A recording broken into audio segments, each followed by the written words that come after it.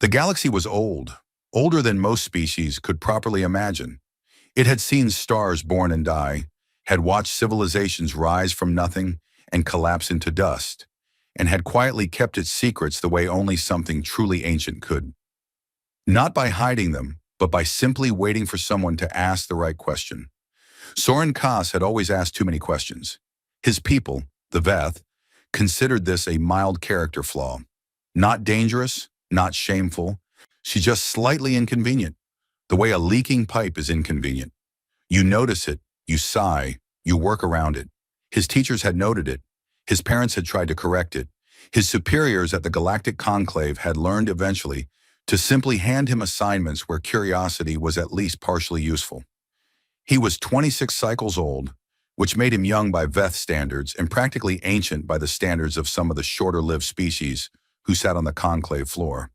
He had pale gray skin, large dark eyes that caught light the way polished stone catches light, and a habit of tilting his head to the left when something did not make sense to him.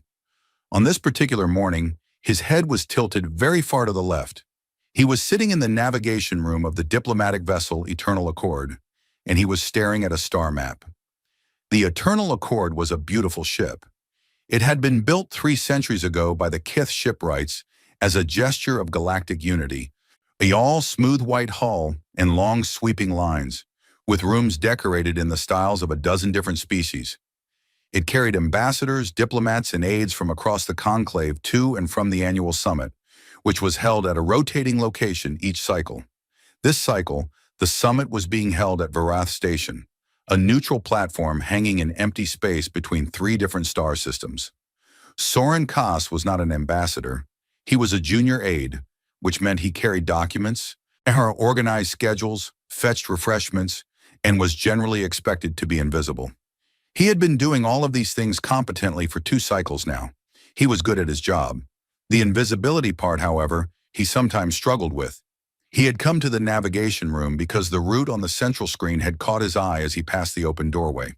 He had stopped, he had looked, and then he had stepped inside because the route on the screen had a small section of it that seemed, to his eye, slightly wrong. The Eternal Accord was taking a long arc around a particular region of space. A very long arc, the kind of arc that added several extra days to the journey. Saurin Kas had looked at the direct route, the obvious, logical, straight line between their current position and Varath Station, and could not understand why they were not taking it. He had pulled up the navigation interface and simply started exploring. He had not touched anything. He had only looked. But what he found as he looked was a pattern that did not make sense. Every route in the ship's memory, every pre-plotted course for every destination within a certain region of the galaxy, curved around the same area. It was not marked on the official charts as a hazard zone. There were no noted anomalies, no recorded debris fields, no warning flags. It was just empty space, a wide region of stars and systems that every charted route in the Eternal Accord's navigation database carefully, consistently avoided. Saurin Kas tilted his head. He did what any curious person would do. He pulled up the region and looked at it directly. It was large, much larger than he had initially realized. It covered dozens of star systems, hundreds of inhabited worlds, an enormous sweep of the galaxy's inner arm. It had a name, though the name was not prominently displayed. It appeared only in small text in a corner of the chart, as if whoever had labeled it had not wanted to draw attention to it. When the label said human space, Saurin Kas had heard of humans. Every species had, in the vague and distant way that one hears of something without ever quite learning the details. They existed in the background of galactic knowledge the way certain old stories exist. Everyone knows the title. No one can quite tell you what happens in them. He had never met one. He was not sure anyone he knew personally had met one. Or he could not recall a single lesson from his schooling that had focused on them specifically. He had, however, heard the phrase that every young Veth child eventually heard from an older relative or a tired teacher when asking one question too many about something they should not be pursuing. You do not go there. He had always assumed it meant something metaphorical, a lesson about certain dangerous neighborhoods of space, perhaps, radiation zones, contested territories. The kind of place pirates operated from. He looked at the navigation interface again. He looked at the direct route to Varith Station. He looked at the small section of it that clipped, just barely, the outer edge of the region marked human space. He did not touch anything. He only looked. But behind him, the door slid open, and Navigator Pelleris walked in. A tall, a thin Keth woman with silver markings along her neck, and the expression of someone who had seen a child about to touch a hot stove. She crossed the room in 3 quick strides and closed the navigation display so fast that Saurin Kas actually stepped back. The silence that followed was long and specific. It was the kind of silence that carries weight. "I was only looking," Saurin Kas said. Pelleris did not answer immediately. She stood very still, looking at the now blank screen. And her expression was something Saurin Kas could not immediately name. It was not anger. It was not irritation. It was something older and quieter than both of those things. "Go back to your duties," she said. "I didn't change anything. I was curious about the route." "Go back to your duties, Aide Saurin Kas." He went, but he looked back once as he left, and what he saw stopped him for just a moment in the doorway. Pelleris was still standing at the navigation console. He's still looking at the blank screen, and her hands were pressed flat against the surface of the console. Not gripping it, just pressing, as if she needed to feel something solid. Her eyes were closed.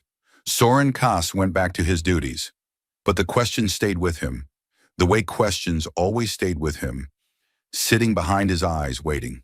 The summit began 3 days later. The Eternal Accord docked at Varith Station alongside 11 other diplomatic vessels. And the great hall of the station filled with the noise and color of 17 different species, attempting, with varying degrees of success, to be polite to each other.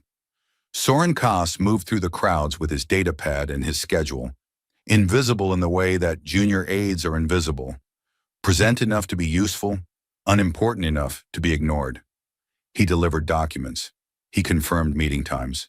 He fetched a specific type of mineral water for the Dreth ambassador, who would drink nothing else, and who expressed his thanks in the form of a grunt that Saurin Kas had learned, after 2 cycles, to interpret as genuine appreciation. In the evenings, when the official sessions ended and the ambassadors retired to their private quarters, Saurin Kas sat in the common room and read. He had found in the station's public archive a collection of old trade route records, not historical records, not academic papers, just practical, boring documents about shipping lanes and travel times. He read them the way another person might read a mystery story, looking for patterns, looking for the thing that did not fit. He found it everywhere. Every shipping lane, every trade route, every recorded journey between major systems in the inner arm of the galaxy bent around the same region. Some of them bent so dramatically that the detour added weeks to journeys that should have taken days. There was no official explanation in any of the documents. The routes simply curved. They had always curved. The records went back centuries, and the curve was there in all of them, consistent and unquestioned. The way a scar is consistent. You stop noticing it after a while. He started asking questions. He was careful about it. He did not ask the ambassadors, who would either not answer or would have him reassigned. He asked the other junior aides, the clerks, the station workers. One he asked in the way that seemed casual, conversational, as if he was simply making small talk. Most people said they did not know what he was talking about. Some of them said it in ways that made it clear they did know exactly what he was talking about and had decided not to discuss it. A few of them, the older ones, the ones who had worked in galactic politics for a long time, got a look in their eyes that Saurin Kas was starting to recognize. That same quiet, closed-off expression that Navigator Pelleris had worn. Not fear exactly, something more like the memory of fear. Something that had been carried for so long it had become part of the furniture of the mind. On the 4th evening of the summit, he found himself in the station's small public garden, a room with real soil and real plants brought from a dozen worlds, which always smelled strange because of it, sitting beside the Yearn ambassador's personal secretary, a very old Yearn named Thesis who smelled of spiced tea and had been working in galactic diplomacy for longer than Saurin Kas had been alive. They sat in comfortable silence for a while.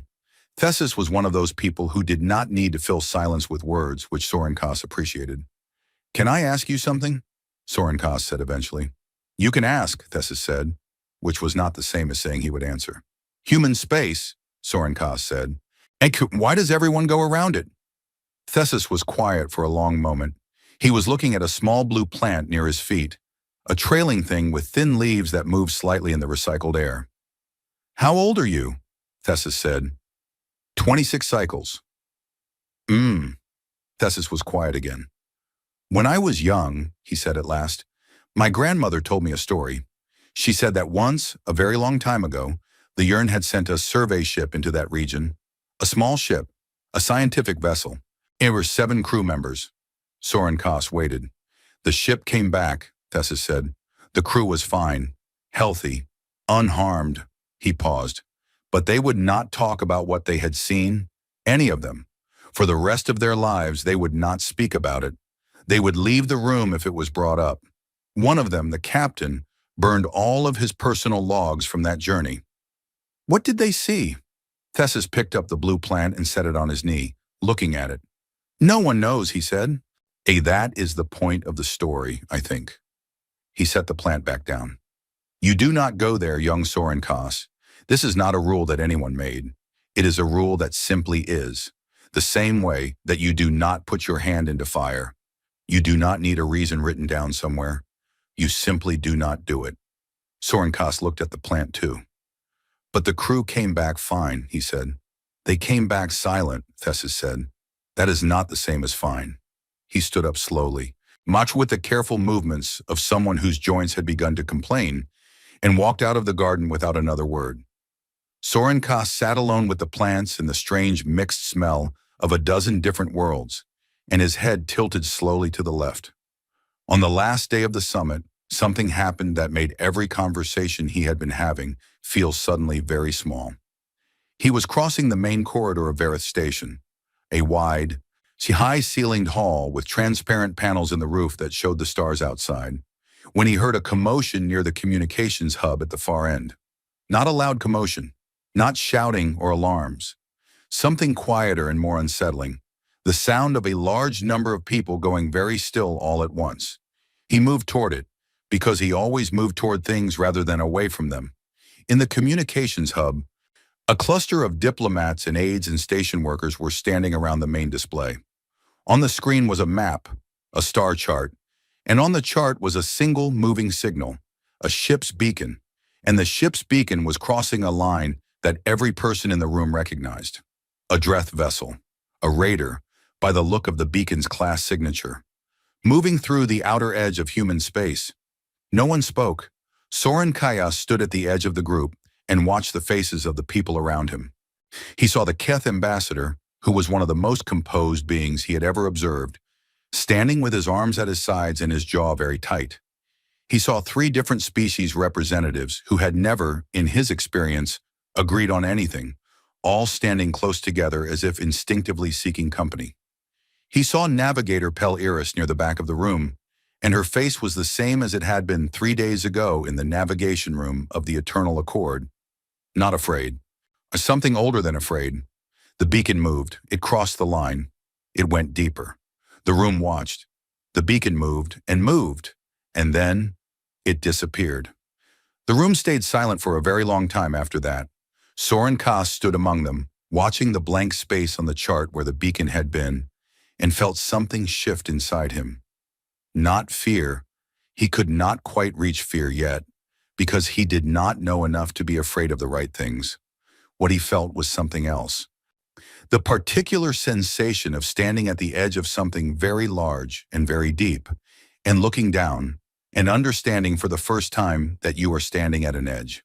He looked around at the faces of people who had known about that edge for their entire lives, who had been raised knowing about it, who had built their careers and their trade routes and their political systems around it, carefully, without ever looking at it directly.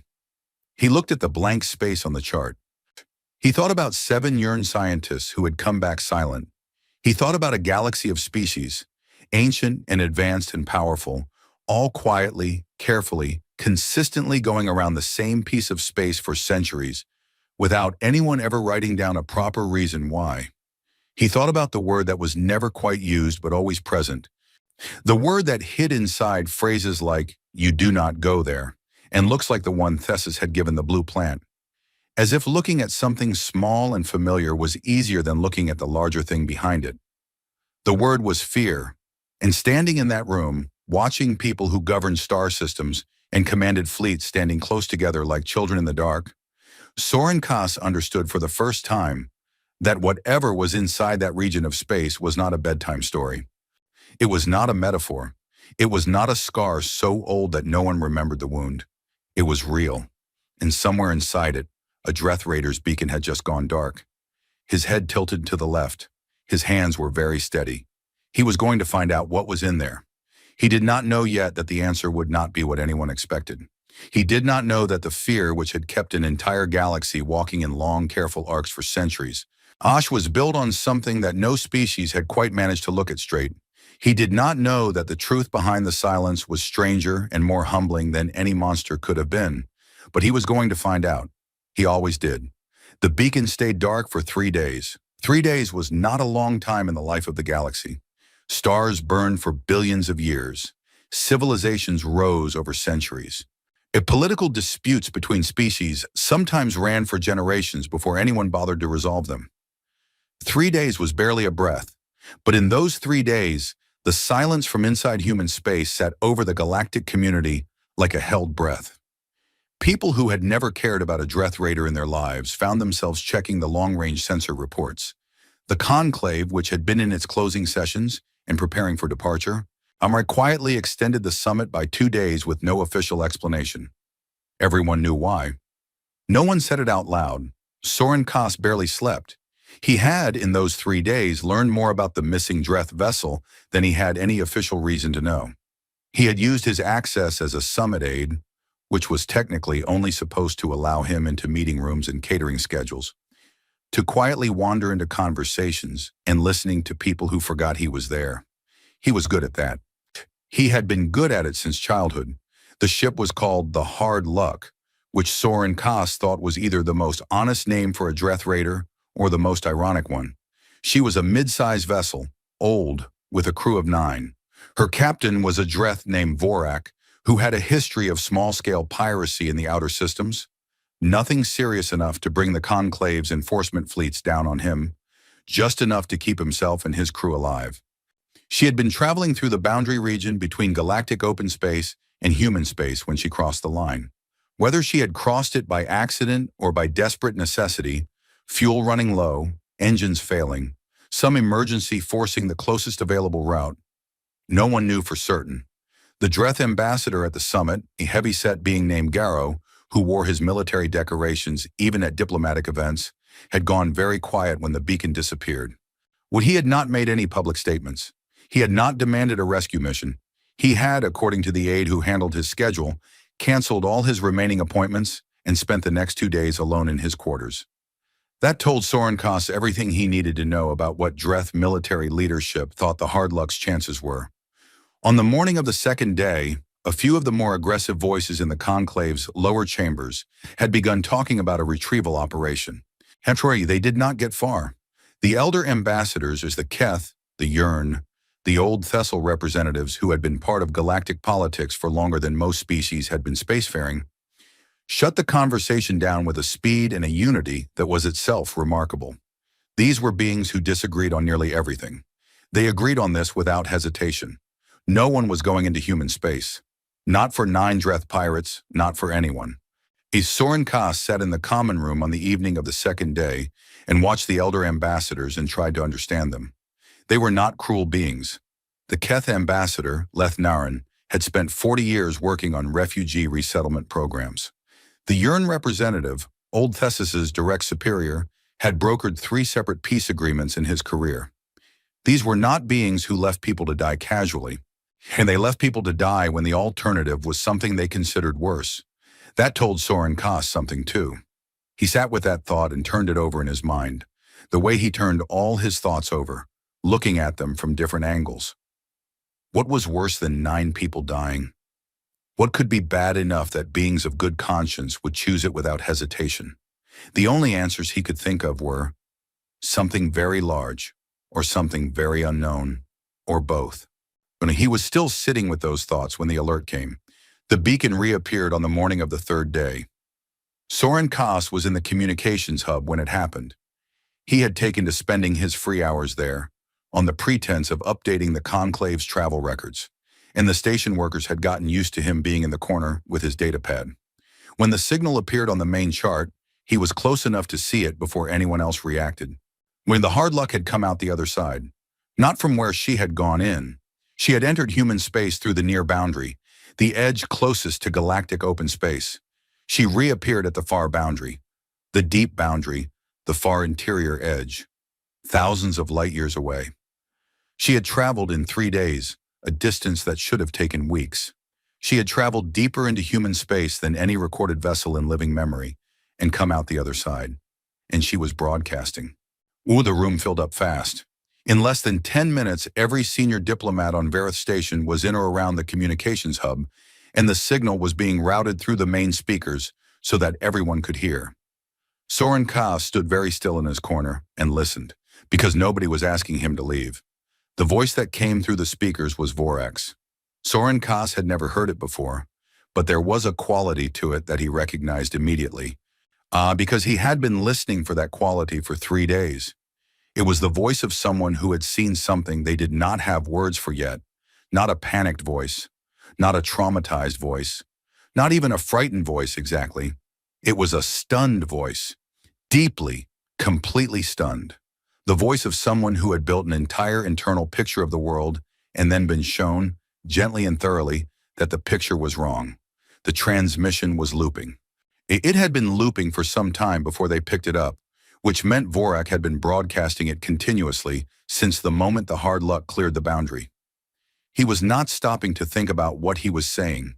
He had already thought about it. He was just saying it over and over, because perhaps saying it over and over was the only way to start believing it. "We went in," Vorak's voice said. "We had no choice. Drive failure. We needed the closest route. We crossed the line. Hey, we knew what we were doing. We accepted it."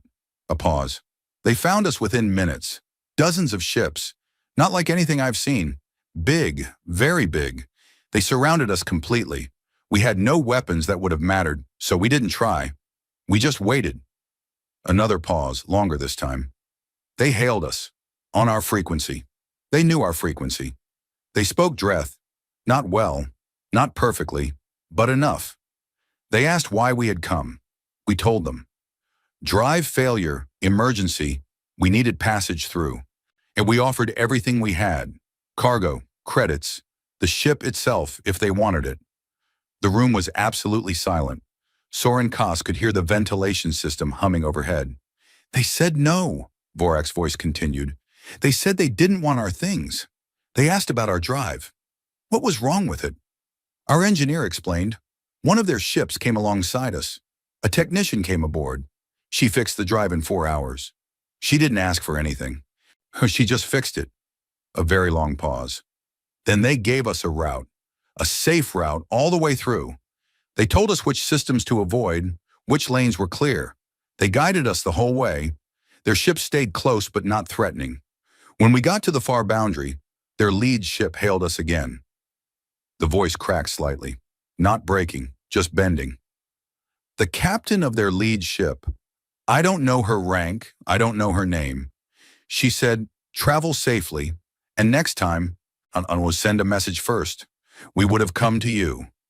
The transmission looped back to the beginning and started again. No one in the communications hub spoke for a long time. Saurin Kas watched the room. He watched the elder ambassadors. He watched Leth Naren, who was standing with his arms crossed and his eyes on the floor, with the expression of someone doing complicated arithmetic in their head. He watched the Dreth ambassador Garo, somebody who had stopped not speaking and was now standing near the speakers with an expression that Saurin Kas could only describe as undone, as if something inside him had been built on a foundation that had just quietly dissolved. He watched Thesis, who was standing near the back of the room and who, when he felt Saurin Kas looking at him, met his eyes for a brief moment. Thesis looked tired, not surprised, just very, very tired. The transmission spread faster than the conclave could contain it, because the conclave, it turned out, did not move as fast as a looping broadcast on an open frequency. By the time the senior staff had a meeting about controlling the information, the signal had already been picked up by a dozen relay stations across the region and passed along by every civilian operator who had happened to be monitoring that frequency, which was many because everyone had been monitoring everything for 3 days.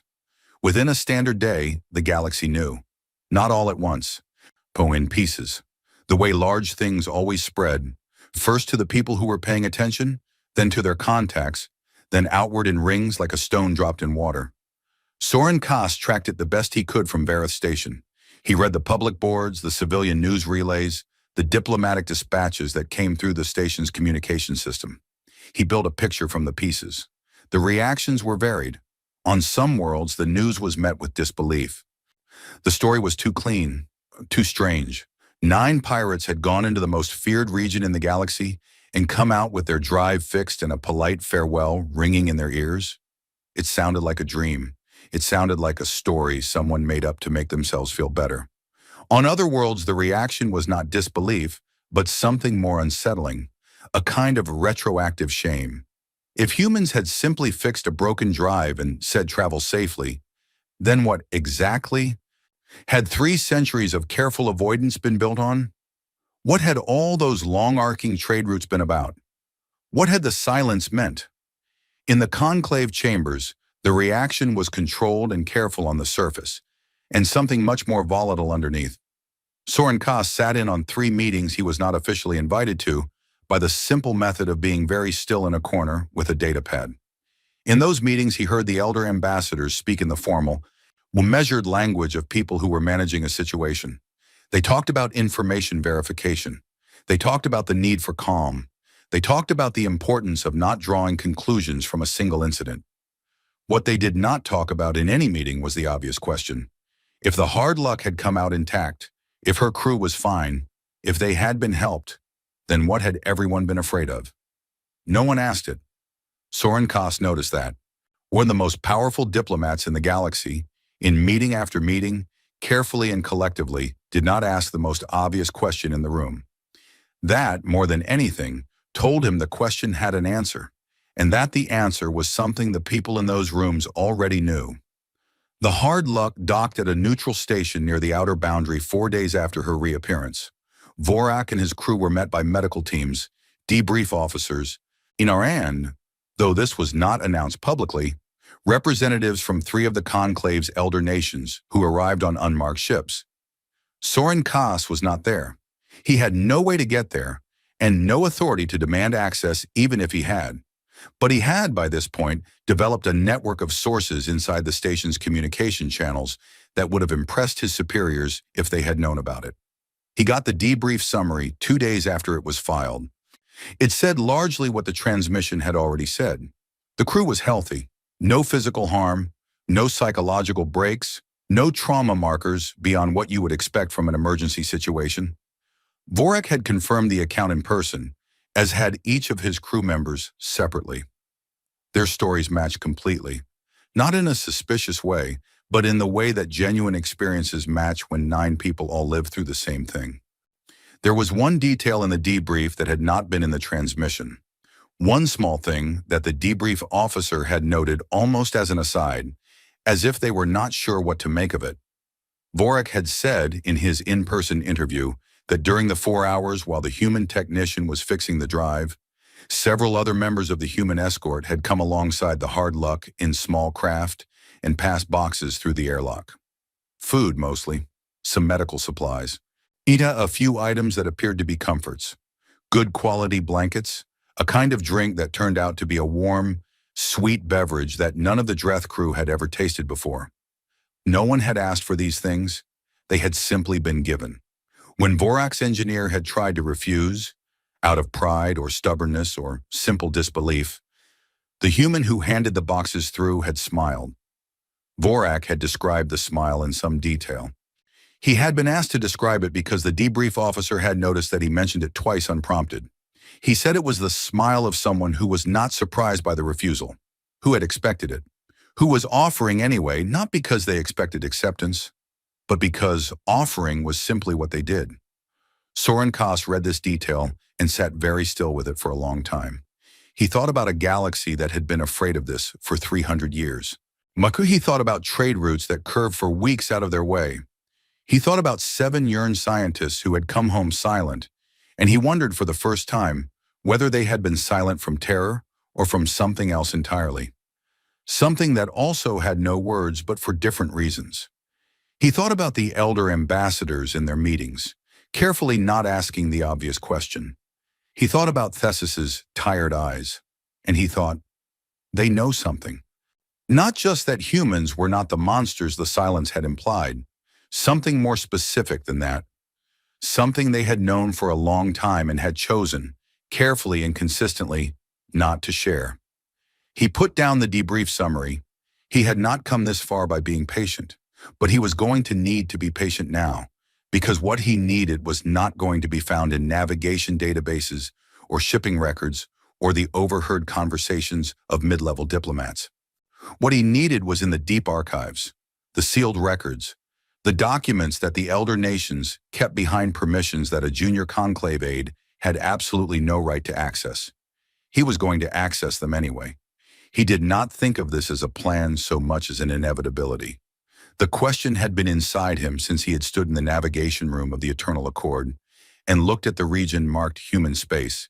The question had been growing since then, fed by Thesis's tired eyes and Pel Iris's pressed palms and an undone Dreth ambassador and a looping transmission that a galaxy had heard and understood wrong because they had been carrying the wrong story for too long. He was going to find the right story. He picked up his data pad. He started making notes. Outside the small window of his quarters, the stars were sharp and cold and very, very old.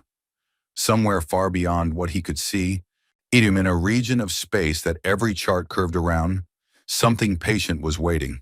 Something that fixed broken drives and gave out blankets and smiled at refusals without surprise. He was going to find out what it was. He tilted his head to the left, and he began. Breaking into the Conclave's sealed archives was not the kind of thing that happened quickly. Saurin Kas had known this going in. He was not the kind of person who expected difficult things to be easy. He was, however, the kind of person who believed that difficult things were possible, given enough patience and enough willingness to be creative about what counted as a legitimate method. Over the following weeks, after the summit ended and the Eternal Accord returned to Conclave Central, which was a sprawling administrative station that orbited the neutral world of Kethmara, he began carefully, quietly, building his way in. He started with what was publicly available. The open archives of the Galactic Conclave held centuries of records, meeting minutes, trade agreements, exploration logs, diplomatic correspondence. Most of it was dry beyond description. Saurin Kas read it anyway. He read it the way an archaeologist moves Earth, carefully, steadily, looking not at the things that were there, but at the shape of the things that had been removed. And things had been removed. That was the first thing he noticed. Not records of humans. Those appeared occasionally, brief and strangely thin. The kind of record you would get if someone was being very careful to include just enough to make the absence look like disinterest rather than deletion. But surrounding the human records in the logs of the Elder Nation's early expansion period, there were gaps. Meeting minutes that jumped from one subject to another with no recorded transition. Expedition logs that simply ended mid-journey with a notation reading classified. Level 7 access. Diplomatic correspondence between the Keth, Yurn, and Thessal homeworlds during a specific century, roughly 400 years ago, that existed as titles in the index, but when opened returned nothing but access-denied notifications. The gaps were shaped like something. Saurin Kas could not see the shape yet, but he could feel the outline of it. He made notes. He mapped the gaps the way you would map a figure in fog, not by looking at the figure, but at the places where the fog moved differently. Then he went looking for people. Conclave Central was a large station. It housed several thousand permanent staff and rotating personnel from across the galaxy, and like all large communities of people doing important work under significant pressure, it had a network of relationships that official structures did not map. People who owed each other favors. people who trusted each other in ways that bypassed the formal channels. Saurin Kas was young and relatively new, but he had 2 cycles of quiet, careful relationship building behind him, and he had spent those 2 cycles being genuinely useful to people in ways that created genuine gratitude. He had covered for a senior researcher who needed a personal day. He had quietly corrected a filing error for an archive clerk that would have caused that clerk serious problems if it had been discovered by a superior. He had, on 3 separate occasions, located documents that other people had spent hours looking for and delivered them without being asked for credit. These were small things, but small things accumulated. He spent 2 weeks asking questions carefully and listening to the answers. He found a retired urine historian named Bess Terrell, who had spent 30 years in the deep archives before her eyesight made screen work impossible. She was now 80-something cycles old and lived in a small suite near the station's garden level and had a memory that was extraordinary for its specificity. She could recall document numbers and filing locations from decades ago with the precision of someone who had spent a lifetime caring about exactly that. Saurin Kas visited her 3 times with tea and questions framed as academic curiosity. By the 3rd visit, she had stopped pretending not to know what he was really asking. "The level 7 files," she said, on the 3rd visit, setting down her cup with a small click. "That's what you want." "I want to understand the history," Saurin Kas said. "You want to understand why the history has holes in it," she corrected. She looked at him steadily. Her eyes were clouded by age, but sharp in the way that eyes sometimes grew sharper as the body aged around them. "You are not the first person to want that. You will not be the last. What happened to the others who wanted it?" "Most of them were reassigned to very boring postings before they got anywhere interesting." She paused. "A few, who were more persistent and more careful, found what they were looking for. And nothing in most cases. They read the records. Well, they understood things better, and they carried that understanding quietly for the rest of their careers. Because they understood by then why the records were sealed." She looked at him for a long moment. "Do you know what the purpose of a sealed archive is, young Saurin Kas?" He thought about it honestly. "To protect information." "Sometimes, but more often," she said, "it is to protect the people who made the decisions that are recorded in it. From judgment, from accountability, honor from the inconvenient questions of the people who came later." She stood up slowly. "I am going to give you a document number. I am not going to tell you how to use it, because I genuinely do not know if the access pathways I use still work. I am going to give it to you because I am old enough that the worst they can do to me is make me move to a smaller suite. Well, and because I have been waiting a long time for someone to ask the right questions." She wrote the number on a small piece of physical paper, actual paper, the kind that left no data trail, and handed it to him. "Read everything," she said. "Not just the records about humans. Read the records around them.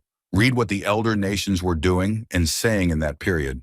Context is how you understand a document. A record without context is just facts. With context, it becomes a story." He looked at the number in his hand. "Thank you," he said. "Don't thank me," she said. "Go find out what happened." The access pathway worked. Not easily and not quickly. It took him 3 more weeks of careful navigation through the archive system, using the document number as a key to unlock a linked chain of records that led him through a dozen different classification levels. He did it from different terminals at different times of day. He was careful. He was patient. Before, he did not hurry. When he finally reached the core files, he read for 4 days almost without stopping. What he found was not one story. It was hundreds of stories. Expedition logs from a dozen different species' earliest spacefaring periods, all from roughly the same era, roughly 8 to 1200 years ago, the Great Expansion period when multiple civilizations had reached the stars within a few generations of each other, and the galaxy had suddenly become a very crowded place. And in those logs, spread across hundreds of documents from a dozen different worlds in a dozen different languages, one thread appeared again and again: humans, not as monsters, not as warriors, not as the terrifying force that centuries of careful silence had implied. They appeared in these old records the way a recurring character appears in a long book: consistent, recognizable, impossible to fully understand, but somehow familiar. present at moments of expansion, of conflict, hour of first contact, always there, somewhere in the background. The records were fragmented. Some had been partially redacted even before being classified, so that what reached him was already incomplete. But there was enough, more than enough. The first full account he read was a Keth expedition log from approximately 900 years ago. A survey vessel, moving through a star system that they believed was uninhabited, had encountered a human ship in orbit around one of the inner planets. And the log described the encounter in careful, almost clinical language, because the Keth of that era were meticulous record keepers who distrusted emotional language in official documents. The human ship had hailed them immediately on a Keth frequency in imperfect but functional Keth language. The survey commander had noted with evident surprise that the humans appeared to have been expecting them, or at least not surprised by them, as if encountering other species was not a notable event. And the exchange that followed had been brief and courteous. The humans had asked about the Keth expedition's purpose. The Keth commander had explained. The humans had provided detailed information about the system, resources, hazards, orbital mechanics, that had taken the Keth survey team weeks to gather on their own. They had shared it freely, without negotiation, without requesting anything in return. At the end of the exchange, so the human ship's commander had said something that the Keth expedition log had recorded verbatim, apparently because the survey commander had found it strange enough to write down exactly, "You're going to meet a lot of us in the coming years. Don't be alarmed. Most of us are reasonably well behaved." The Keth commander's personal notes, appended to the official log, said, "I do not know what to make of them. They seem to find all of this, the distances, the strangeness, the danger, ordinary, as if the universe is a place they are comfortable in." Saurin Kas sat with that for a while before moving on. There were hundreds more. Yearn records of a colony world where humans had arrived before them, found the planet already had a small Yearn settlement and simply set up camp on the other continent without conflict. Trade had started within a year. The Yearn colonists had been baffled by the ease of it. One settler's journal, a private document that had somehow ended up in the archive, probably because everything got archived eventually, Moore said, "They seem to genuinely enjoy meeting people, like it is something they look forward to."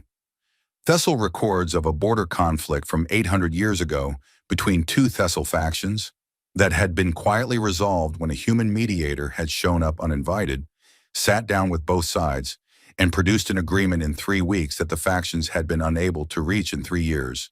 The mediator had refused payment. She had left, according to the record, because she had heard about another conflict somewhere else and wanted to help with that one too. Dreth records. These were harder to read because the Dreth archival language of that era was formal and dense. But Saurin Kas worked through them, of early expansion clashes that had gone wrong, turned violent, and been met by humans who arrived not as military forces, but as something harder to categorize. They came in the middle of fights and stopped them. Not by superior firepower, though the firepower existed. It was mentioned in the Dreth records with a particular kind of careful respect that spoke volumes. By presence. By sheer, persistent, patient presence. By refusing to leave until the fighting stopped. One Dreth military commander's report from approximately 850 years ago had a line in it that Saurin Kas read 3 times. "They do not fight like beings who are afraid to die. They fight like beings who genuinely believe it does not have to come to this, and are frustrated that you are making it necessary." He stopped at that line for a long time. He was starting to see the shape of the thing in the fog. The picture that assembled itself over 4 days of reading was not simple, and it was not entirely comfortable. Humanity, in that early expansion era, had been everywhere. Not in the galaxy-dominating way of conquest or empire, but in the relentless, curious, one slightly exhausting way of a species that had found the universe and decided, collectively and individually, that they wanted to know all of it. They had shown up in places no one expected. They had inserted themselves into conflicts they had no direct stake in. They had given things away, technology, food, medical knowledge, navigation data, with an ease that other species had found, variously, generous, suspicious, and baffling. They had also made mistakes. This was in the records too. So early contact errors, cultural misunderstandings that had turned sharp before anyone understood what was happening. Moments of human impatience or arrogance, or the particular human tendency to believe they could fix things that perhaps did not want to be fixed. The records were honest about this, at least in the originals. The parts that had been redacted tended to be the parts where humans were shown in a more complicated light, Saurin Kas noticed. And then, approximately 400 years ago, something had shifted. The human presence in the records did not end suddenly. It faded, like a signal gradually moving out of range. First, the frontier outposts stopped being mentioned. Then the neutral zone encounters became fewer. Then the trade route contacts, the chance meetings, the uninvited mediators. Over roughly 50 years, the records of human contact became thin, then sparse, then stopped entirely. On the records of what the elder nations did in that same period were some of the most heavily classified documents in the archive. But there were enough fragments, enough slips in the redactions, enough context from the records around them for Saurin Kas to piece together something close to the truth. The elder nations, the Keth, the Yearn, the Thessal, the Old Dreth High Command, had met multiple times at high levels in secure locations. The records of these meetings were largely gone, but the decisions that came out of them were traceable in subsequent policy changes, in infrastructure choices, in how trade routes were mapped. They had decided collectively to let the silence build, not to attack humanity, not to confront them, simply to allow the distance to grow, to quietly discourage contact, to reroute and reclassify and let the legend develop on its own. Because a legend, carefully tended, one was more powerful and more controllable than anything that required active maintenance. A story that children were told and never questioned, a rule that became, over generations, a rule without a reason, obeyed purely on the weight of its age. Saurin Kas sat back from the terminal. His eyes ached. He had been reading for 17 hours straight. He understood the shape now. He could see the whole of it. The terror was not something that humans had done. It was something the elder nations had built, quietly, carefully, over generations. Because a galaxy afraid of human space was a galaxy that did not expect humanity to solve its problems, did not ask humanity to mediate its disputes, did not send its refugees across the boundary or demand human technology, or become dependent on a species that had a complicated and uncontrollable tendency to show up and help. The elder nations had been afraid, but not of humanity, when they had been afraid of needing humanity. And so they had built a wall of silence and let the legend do the rest. Generation after generation of frightened detours and lowered voices and you do not go there, until the original reason was buried so deep that even the elders who maintained the tradition had probably, by now, half forgotten it. Until the fear was genuine, inherited, real in the way that all old lies eventually become real. Because the people carrying them never knew they were carrying a lie. He sat very still with this knowledge. He thought about a Dreth raider and a fixed drive and warm blankets and a smile at a refusal. He thought about 900 years of records of beings who showed up in broken places and tried to help. He thought about Thessis's tired eyes and the elder ambassadors carefully not asking the obvious question. He thought about what Bess Terrell had said. Context is how you understand a document. He had the context now. He also had a very large problem, because knowing something and being able to do anything with it were different things. He was a junior aide. He had accessed classified documents using a chain of permissions that he had assembled through methods his superiors would not be pleased to know about. He had no authority. He had no platform. He had no way to put what he knew in front of people who could act on it. He sat with that problem for a long time. Then his data pad buzzed. He looked at it. An incoming message. Priority routing, which was unusual because priority routing meant it had been sent with special coding to ensure it reached its destination quickly and directly. The kind of coding you used when you needed something to get through to a specific person without delays. The sender was listed as unknown origin, but the message was short, and it was addressed to him by name, his full name, his station designation, his current terminal location. It read, "We have been watching you read our records, Saurin Kas. We appreciate the thoroughness. There is a station at the following coordinates. Come when you are ready. We will be there." Below the message was a set of coordinates that his navigation knowledge placed immediately and precisely at the boundary edge of human space. He stared at the message for a very long time. Then he looked up, at the ceiling of the archive room, as if he could see through it to the stars outside. Then he tilted his head to the left, picked up his datapad, and started figuring out how to get to those coordinates. Getting to the coordinates was not simple. Saurin Kas did not have a ship.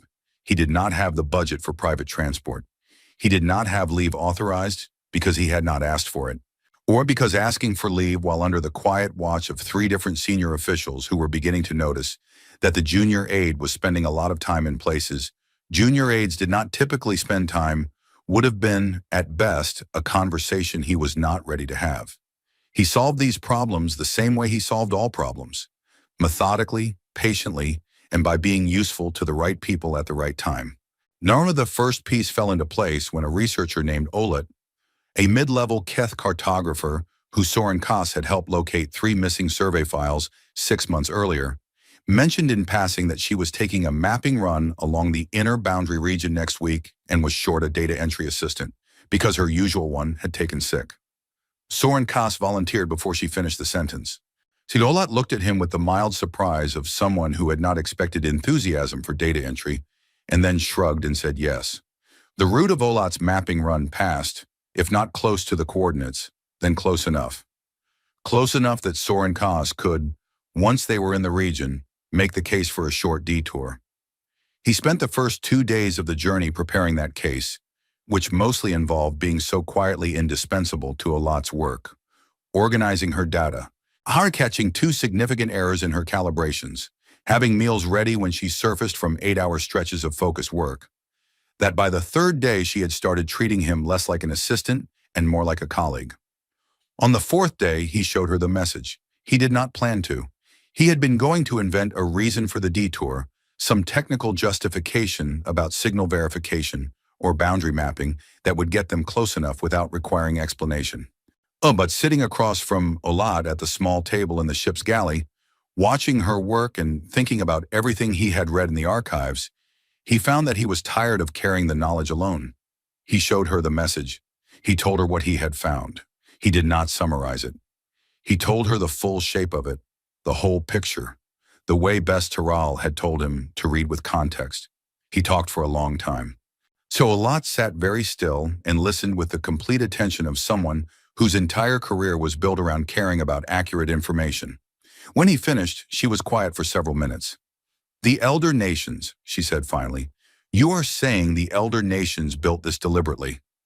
"I am saying the archive records strongly suggest it," he said carefully. "I am saying the pattern is clear enough that I do not think it is coincidence." She was quiet again. Then she said, in a different tone, slower, more careful, the tone of someone who was adding something personal to an academic conversation. "My grandmother was a navigator. She told me once that when she was young, she had a colleague who was curious about the boundary. This colleague spent a long time looking into it and eventually was reassigned to a remote survey post in the outer systems. My grandmother said she had always assumed the colleague had found something dangerous. She had always assumed the reassignment was protective." She looked at the table. "Now I am thinking it was not protective of the colleague." "No," Saurin Kas agreed. "I do not think it was." She looked up at him. She was a careful woman, precise in the way that cartographers are precise, but her eyes were now carrying something that looked a great deal like anger. The slow, controlled kind that comes from understanding rather than reaction. "I will take the detour," she said. The station appeared on their sensors 2 hours before they reached it, and it was not what Saurin Kas had expected. He was not sure what he had expected. Something imposing, perhaps. Something that communicated through its design the weight of what it represented. A large military installation. A fortress. Something that looked like the home base of the most quietly feared civilization in the galaxy. What appeared on the screen was a station about the size of a modest trading post. No clean lines, practical design, nothing decorative about it. It sat exactly on the boundary, not inside human space, not outside it, precisely on the line that every chart in the galaxy marked with the same quiet dread. as if it had been placed there specifically to be findable from the outside without requiring anyone to cross over. There were 2 ships docked at it. Both of them were unlike anything in Saurin Kas's reference database. Not in a threatening way, just in the straightforward way of technology that had developed independently for a long time. Clean, efficient-looking, no visible weapon ports, which either meant they had none or meant they had been designed by people who felt no need to display what they had. The station hailed them before they reached hailing distance by conclave standards, which meant their communication systems were considerably better than the standard, or they had been watching the approaching ship for a while, or both. The voice that came through was speaking standard conclave trade language, which was the closest thing the galaxy had to a universal tongue. It was accented slightly, not in a way that suggested difficulty, more in the way of someone who had learned it from comprehensive study rather than immersive use. Precise and pleasant. Cartography vessel from Kethmara Central Station. Welcome to the boundary. You are expected. Please dock at Bay 2. There is tea. Olat looked at Saurin Kas. So he looked back at her. There is tea, she said, in the tone of someone confirming that they had heard that correctly. There is tea, he confirmed. They docked. The inside of the station was warm. Not aggressively warm, just the particular warmth of a place that had been lived in and cared for. The kind that accumulates from many meals cooked and many conversations had and many hours of people simply existing in a space comfortably. It smelled of something Saurin Kas could not identify, was something rich and slightly sweet, which he later learned was coffee, a human beverage with a long history and devoted following. 2 humans met them at the airlock. One was a woman, tall by most species standards, with dark brown skin and gray threaded through her short hair, wearing a practical jacket with no insignia that Saurin Kas could read. She moved with the economy of motion of someone who had spent a great deal of time in low-gravity environments and had long since stopped noticing it. Her eyes were sharp and dark and looked at him with an attention that was not threatening, but was absolute. The look of someone who was genuinely interested in what they were seeing. The other was a man, somewhat shorter, on with lighter skin and a beard, and the kind of comfortable posture that suggested he was very rarely somewhere he did not want to be. He was carrying, of all things, a tray with cups on it. Saurin Kas, the woman said. It was not a question. I am Commander Yara Solis. This is Dr. Patel, who insisted on the tea and will be disappointed if you do not at least try it. She glanced at Olat. We were not expecting 2, but we are glad you brought someone. It is better to have a witness. A witness to what? Saurin Kas said. She looked at him with something in her expression that he could not immediately name. It was not quite a smile. It was the expression of someone who had been waiting a long time for a specific kind of moment and had, perhaps, imagined it in many different ways, and was now here in the actual moment of it and finding it to be different from all the imagined versions.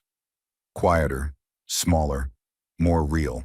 Caused to the end of a very long misunderstanding, she said. They sat in a room that had clearly been set up for exactly this kind of meeting, a round table, chairs that had been selected or modified to accommodate non-human proportions, a display wall that was currently blank. Dr. Patel distributed tea with the focused care of someone for whom this was genuinely important, and Saurin Kas, out of courtesy, accepted a cup and drank from it. It was extraordinary. He noted this and filed it away as a fact that felt somehow significant, that the first thing a human had given him was something beautiful to drink. Commander Solis sat across from him and did not immediately speak. She looked at him for a moment in that same absolute way, and he had the distinct sense that she was deciding something. Not about whether to tell him things, he thought, but about how to begin. Where to start a story that was very long and needed to be told in a way that would be understood. He decided to help. I read the archives, he said, the sealed records from the expansion era. I read 900 years of first contact logs. She nodded. We know. We have very good monitoring systems. A pause. We were pleased. Most people who get that far read the early records and stop. They find the comfortable version and they keep it. You kept reading. You knew I was reading them while I was reading them, he said. Yes. You could have stopped me. We could have, she agreed. We decided not to. You were asking the right questions. We have been waiting for quite a long time for someone outside to start asking the right questions. He thought about something. The Dreth Raider, he said. The hard luck. Was that? Did you plan that? Something shifted in her expression. No, she said.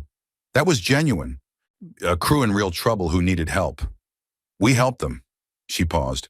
But we did make a choice, when we helped them, to let the transmission go out unedited. We have always had the ability to intercept communications within our boundary. We chose not to. We wanted the galaxy to hear what Vorax said. Because it would raise questions. Because someone needed to raise questions, she said. We have been watching the silence hold for 400 years. And we have watched it get passed down and maintained and grow into something that had stopped being accurate a long time ago. We are a patient people, Saurin Kas, but even we have limits. Olat, who had been listening without speaking, said quietly, "Why did you agree to the silence in the first place?" Commander Solace looked at her. Something in her expression shifted. Not quite pain, but the cousin of it. Something that came from a long memory. "We didn't," she said. "Not entirely. Not the way it became." She was quiet for a moment, choosing words. 400 years ago, there were conversations between human representatives and the elder nations. Very high level, very private. The elder nations came to us and said essentially that they were concerned about the rate of human expansion, the number of systems we were in, the influence we were developing. She paused. They were not entirely wrong to be concerned. We were everywhere. We were moving fast. We were, some of us, not always being careful about how we moved. "You agreed to pull back," Saurin Kas said. "We agreed to a period of self-limitation," she said. "To step back, reassess, be more deliberate. It was our choice, a voluntary thing. We thought it would be a few generations. Time to consolidate, to develop better protocols for contact and engagement. Time to be more intentional." A pause. What we did not agree to was the myth, and the silence was supposed to be temporary and acknowledged. What the elder nations did afterward was let the silence become a story, and then they let the story grow. She looked at the table. By the time we understood how far the story had gotten, it had been 3 centuries. An entire galaxy of species had grown up afraid of a shadow that we had no part in creating. And the elder nations who had created it were so invested in its maintenance, politically, strategically, that there was no clean way to dismantle it from the outside. "So you waited," Olat said. "We waited for someone to start pulling at the threads from the inside," Commander Solace confirmed. "We waited for the question that would not go away." She looked at Saurin Kas. "We have been waiting for you specifically for about 6 months. Was since you walked into the navigation room on the Eternal Accord and started staring at the star charts?" He felt a strange feeling move through him. Not quite discomfort. Something more like the vertigo of realizing that you had been watched, and watched kindly, for longer than you knew. "What do you want?" he said. "From this meeting, what is it that you actually want?" She reached into her jacket and placed something on the table. A data chip, small, silver, unremarkable to look at. "That," she said, "contains 400 years of human scientific and medical research, engineering advances, navigation data, agricultural and environmental science, cultural records, philosophy, art." She slid it gently across the table toward him. "It is a gift, not conditional, not in exchange for anything, not the beginning of a negotiation." She looked at him. "We have been developing these things in our own space for 400 years because we had nothing better to do with our time. Like we would like to share them, freely, with anyone who wants them." Saurin Kas looked at the chip. "And the wall?" he said. "We are ready to come down from it," she said. "On our terms, gradually, carefully, in ways that we can manage. We are not going to flood the galaxy with human ships tomorrow, but we are ready to begin." She paused. "We wanted to tell someone directly first, before we make any broader announcements. We wanted one person to understand the full story, what actually happened. Why, what comes next? So that when the announcements come, there is someone who knows the context." "Why me?" he said. "I am a junior aide. I have no authority, no platform." "You have the truth," she said. and you have been leaving your communication channel open since you docked. He looked at his datapad, the communication channel he had opened before docking, a standard log transmission to Conclave Central, an automated record-keeping routine, the kind of thing that ran in the background of every official vessel by protocol, was still running. It had been broadcasting the entire conversation to the Conclave's central relay system. He looked up at Commander Solis. She looked back at him with that same expression, the one that was not quite a smile, but was the territory beside a smile. "The elder nations," she said, "are going to have a very interesting afternoon." Outside the station's single observation window, the stars were very bright and very still. On one side of the invisible line, human space stretched deep and vast and quiet. On the other side, the galaxy was already starting to react. He could see on his datapad the first acknowledgement signals coming back from the Conclave relay, the first indication that someone at the other end had heard what had just been said. Saurin Kas held the data chip in both hands. It was lighter than it should have been for what it contained. He thought about a galaxy that had walked in long arcs around a shadow for 300 years. He thought about trade routes that bent for weeks out of their way. He thought about 7 silent Yearn scientists and a tired old historian and a navigator with her palms pressed flat to keep herself grounded. He thought about 9 Dreth pirates in warm blankets and a smile at a refusal. He thought about the shape of something he had seen in the fog and had followed all the way here. He tilted his head to the left. He looked at the data chip. He looked out at the stars. The gallery was very quiet. Dr. Patel was refilling cups without being asked, in the manner of someone who understood that the best thing to do with large moments was to keep the small kindnesses going. Saurin Kas drank his tea. The galaxy was about to have a very interesting afternoon indeed.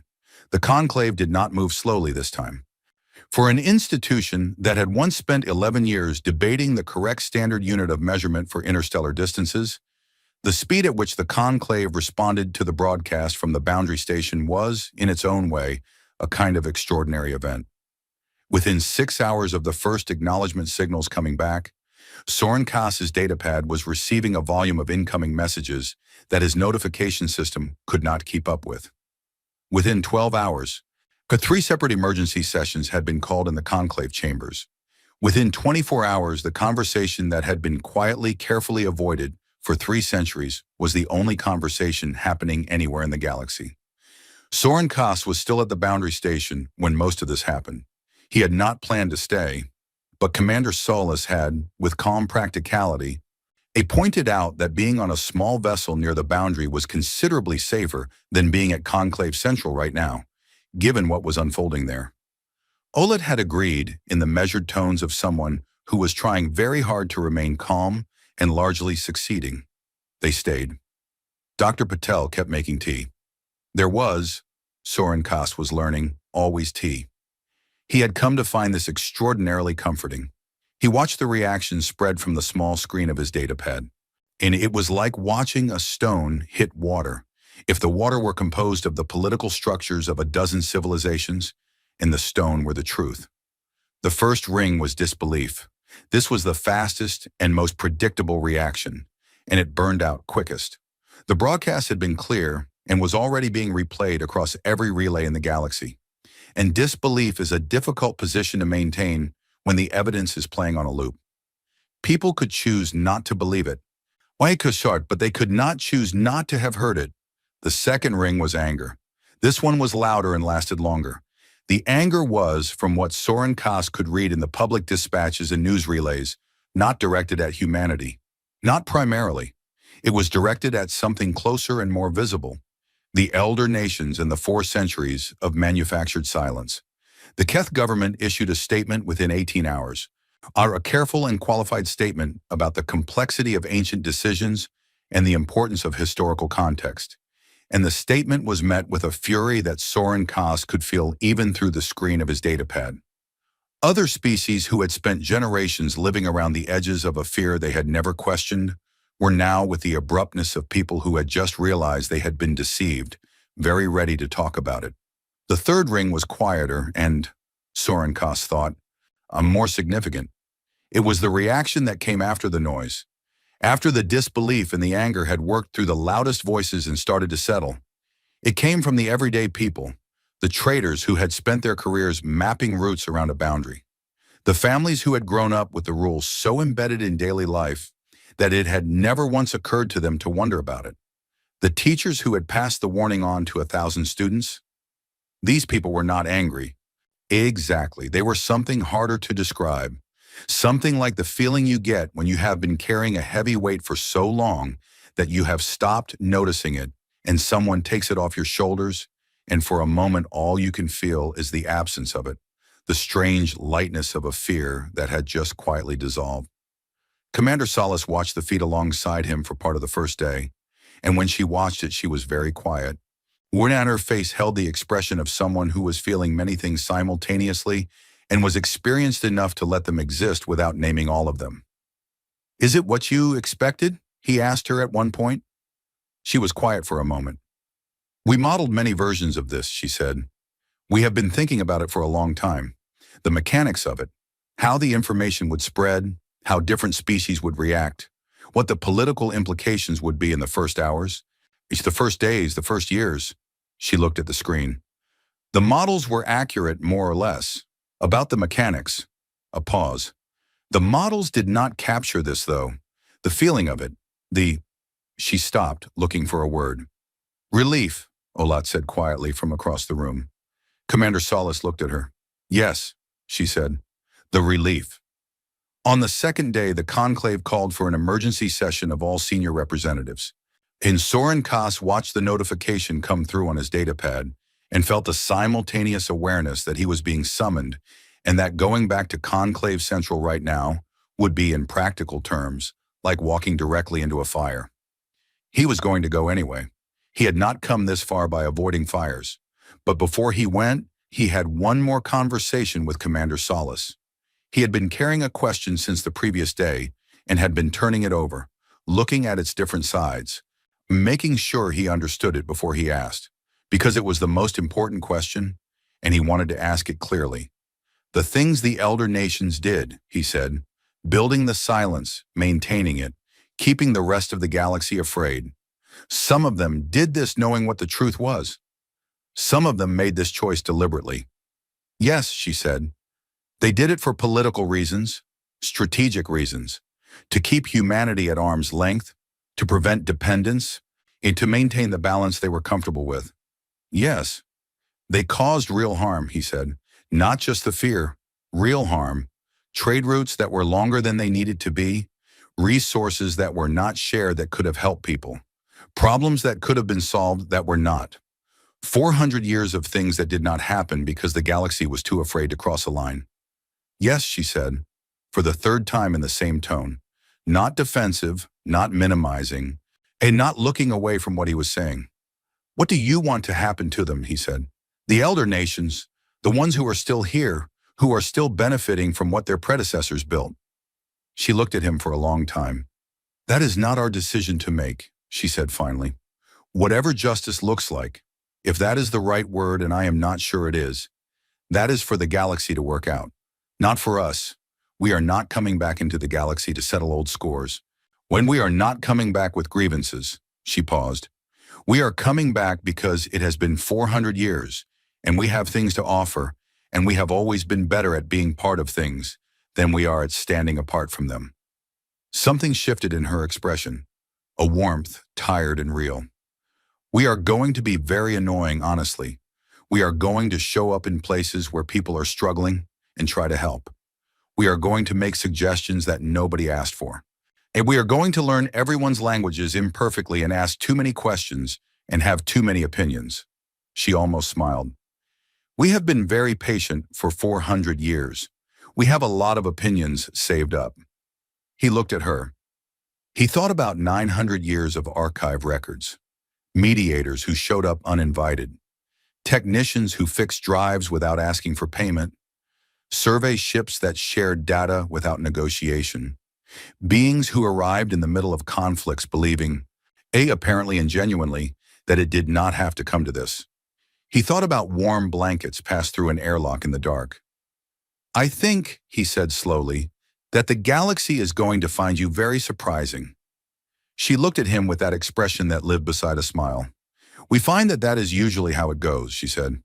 He went back to Conclave Central. Olet flew him. They did not talk much on the way. And they were both carrying a lot of thoughts and had the kind of comfortable mutual respect that made silence easy rather than awkward. When they docked, and the station felt different from how he had left it. The difference was hard to name precisely. Nothing had physically changed. The corridors were the same.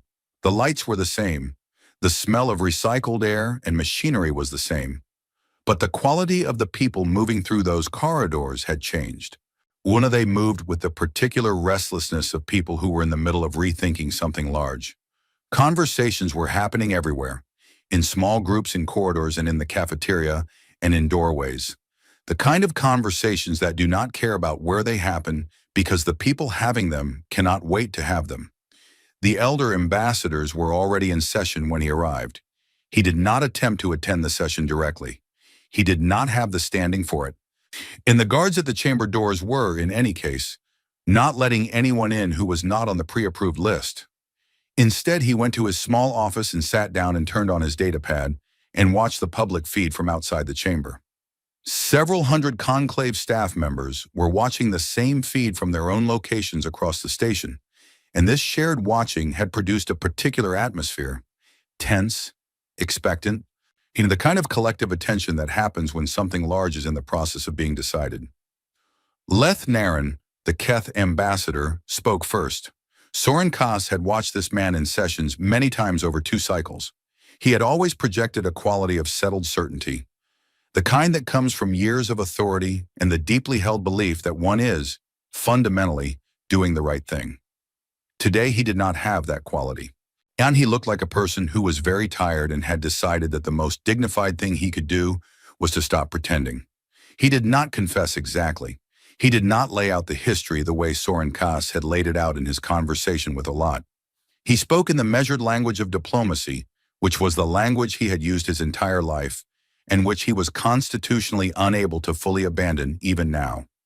But within that measured language, he said, clearly and without qualification, and that historical decisions had been made with regard to human space that had not been transparent to the wider galactic community, that those decisions had had consequences that extended well beyond what had been intended, that the Keth government acknowledged this and was prepared to participate in a full review of the historical record. It was not an apology. It was the structure that an apology would be built on, which was perhaps the most that centuries of political habit could produce in a single session.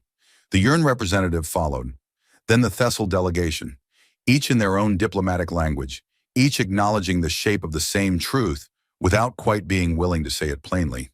The session was not a reckoning, not yet. It was the beginning of a process that would take years probably and would be difficult, and would involve many more sessions and many more conversations and a great deal of the painstaking, frustrating, occasionally maddening work of actual accountability. Saurin Kas watched all of it. He took notes. He would in the coming weeks be asked to write a formal account of his actions and his findings for the conclave record, and he would write it carefully and completely, including the methods he had used to access the classified files. Because he had decided that if the moment called for honesty, then the honesty had to be complete. He expected to be disciplined for the archive access.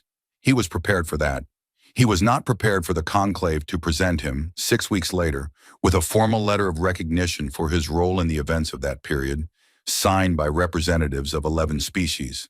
But that was what happened, and it was one of the stranger days of his life.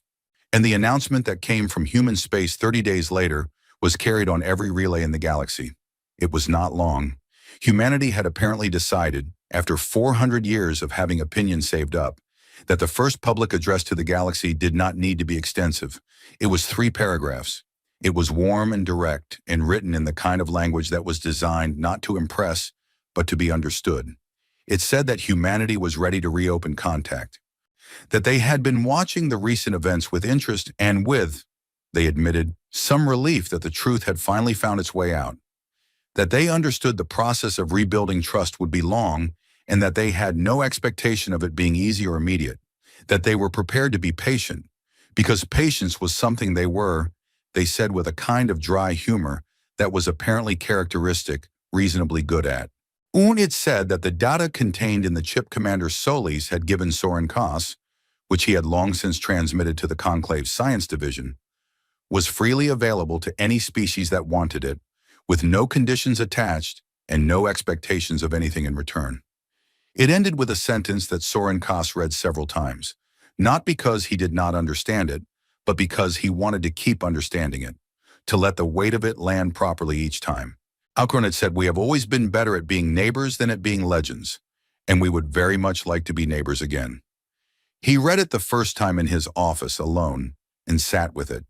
He read it the second time aloud to Olat, who was sitting across from him eating lunch and who put down her fork and was quiet for a moment before saying, in a measured voice, that it was a very good sentence. He read it the third time to old Bess Terral, whom he visited that evening in her small suite near the garden level. She listened to it with her eyes closed and her hands folded in her lap, and when he finished, she was quiet for a long time. "Well," she said at last, "it took long enough." He looked at her. She was smiling, small and tired and real. She looked, he thought, like someone who had been waiting for the end of a very long story and had finally heard it. In the months that followed, the galaxy changed, not all at once. Not in the dramatic way of wars or disasters, which remake things suddenly and violently. It changed in the slower, more durable way of things that have been understood differently. The way a piece of music changes when you finally understand what the composer was trying to say, or the way a scar changes when someone finally tells you how it happened. Trade routes were remapped. They were shorter now, most of them. The long arcs straightened. So ships that had been making weeks-long detours began to plot direct courses. And the first time a vessel from Conclave Central charted a route straight through what had been marked human space and came out the other side with nothing more eventful to report than a pleasant exchange with a human patrol vessel who had guided them through the busy inner lanes. The pilot's account was read by approximately 4 million people across 12 species in the first day. Human ships began to appear, so carefully and gradually at the edges of galactic space. Not fleets, individual vessels mostly. Scientists, merchants, people who had apparently spent a very long time wanting to see the places they had been maps of for 400 years. They were, as Commander Solis had predicted, with what Saurin Kas now understood, was not quite humility, but accurate self-knowledge. Somewhat overwhelming in their enthusiasm. They asked a great many questions. They offered help at a rate that some species found charming, and others found exhausting, and most found, eventually, both at once. The data chip's contents were distributed across the Conclave's science networks and the medical advances alone. There had been 4 centuries of unshared human medical research, produced applications that were implemented on dozens of worlds within the first year. The number of lives this saved was not a number that Saurin Kas ever saw properly calculated, was because it was too large and too spread out to calculate cleanly. But the estimate that the science division produced was a number he thought about for a long time. He thought about it the way you think about the shape of something enormous that you can only understand in pieces. He thought about what 400 years of fear had cost, in routes that were longer than they needed to be, in knowledge that had not been shared, in problems that had gone unsolved. He thought about this without anger, mostly because anger about something that was over was an expensive thing to carry, and he had learned from watching people who carried it that the expense was rarely worth the payment. But he thought about it, and he thought about Bess Terral, who had handed him a number on a piece of physical paper and said, "Go find out what happened," and Thesis, who had looked at a small blue plant and told him a story about 7 scientists who came home silent, and Navigator Peliris, who had pressed her palms flat against the navigation console and closed her eyes, and who he had looked up recently and discovered had requested a transfer to a new posting on a long-range survey vessel that would, according to its route, pass through human space. He thought about Vorak, the Dreth captain of the Hard Luck, who had given an interview to 3 different news relays and had said in each of them how, with the consistent conviction of someone whose entire understanding of the universe had been rearranged and who had no intention of going back, "They fixed my drive and gave us blankets. That is all I know. That is all anyone needs to know." He thought about Commander Yara Solis and her absolute attention and her almost smile and the patience of 400 years sitting behind her eyes like something that had been given enough time to become very strong. He was sitting in the station's small garden when he thought all of these things. It was late in the station's day cycle, and most people had gone to their quarters. The plants moved gently in the recycled air. The strange mixed smell of a dozen different worlds drifted around him, comfortable and strange and familiar all at once. His data pad buzzed. He looked at it. A message from Commander Solus. Short, as her messages tended to be. On which we are opening a permanent liaison station at the inner boundary next month. We would like a conclave representative to be present at the opening, preferably one who asks the right questions. We have good coffee. Interested? He read it twice. He set the data pad down on his knee. Outside the garden's small, transparent panels, the stars were very bright. Some of them were stars he now knew the names of. Systems that had been marked human space on every map for 3 centuries and were now, gradually and carefully, becoming just places. Stars with planets around them, planets with people on them. People who had been patient for a very long time and were at last ready to be neighbors again. Saurin Kas tilted his head to the left. He picked up the data pad. He wrote back, yes, one word. The shortest possible answer to the question, but it was the right answer, and it was the honest one. And it was the beginning of something that would take a very long time and be very complicated and occasionally very difficult, and would require at every step the particular kind of courage that is not dramatic or visible. The courage of continuing to ask questions even when the answers are uncomfortable, and of sitting with the truth once you have found it, and of believing even when it seems unlikely that things can be different from how they have been. He sent the message. The plants moved in the recycled air. The stars were very bright. The galaxy was not the same as it had been. It was not simpler.